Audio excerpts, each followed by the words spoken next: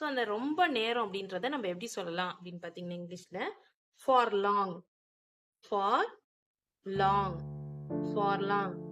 எவ்வளவு நேரம் வெயிட் பண்ணிட்டு இருந்தேன், ரொம்ப நேரம் அப்படின்னு மட்டும் சொல்லுவோம். ஸோ அதுக்கு வந்து ஃபார் லாங் அப்படின்னு கூட சொல்லலாம். ஓகேங்களா, அப்படி இங்கிலீஷ்ல சொல்லலாம்.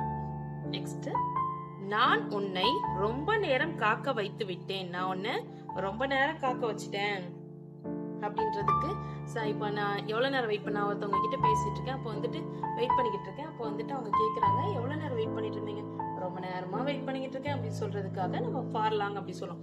ஐயோ ரொம்ப நேரம் வெயிட் பண்ணிட்டு இருந்தேன், நான் உன்னை ரொம்ப நேரம் காக்க வச்சுட்டேன்ப்பா அப்படின்னு சொல்லிட்டு அவங்க திருப்பி சொல்லுவாங்கல்ல, அதுக்கு எப்படி இங்கிலீஷ்ல சொல்லலாம் அப்படின்னு பாத்தீங்கன்னா, நான் உன்னை ரொம்ப நேரம் காத்திருக்க வைத்து விட்டேன் அப்படின்றதுக்கு இங்கிலீஷ்ல என்ன சொல்லலாம்னு பாத்தீங்கன்னா, நான் ஐ காக்க வச்சுட்டேன் அப்படின்னு சொல்றோம்ல, ஐ kept you, உன்னை வெயிட்டிங் காக்க வச்சோம்ல, காக்க வைத்திருந்தேன் அப்படின்றதுக்காக வெயிட்டிங், வெயிட்டிங் ஃபார் லாங் ரொம்ப நேரம் அப்படின்றதுக்கு ஃபார் லாங், ரொம்ப நேரம் அப்படின்றதுக்கு ஃபார் லாங். ஓகேங்களா, நான் உன்னை ரொம்ப நேரம் காத்திருக்க வைத்து விட்டேன்.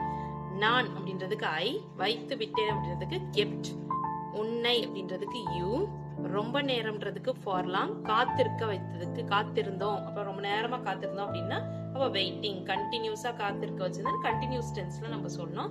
அப்ப கண்டினியூஸ் டென்ஸ்னாவே நம்ம வேர்போட என்ன சேர்த்துக்கணும், ஐஎன்ஜி சேர்த்துக்கணும். அப்போ வெயிட்டிங் அப்படின்னு சொல்லணும், வெயிட்னு சொல்லக்கூடாது, வெயிட்டிங்.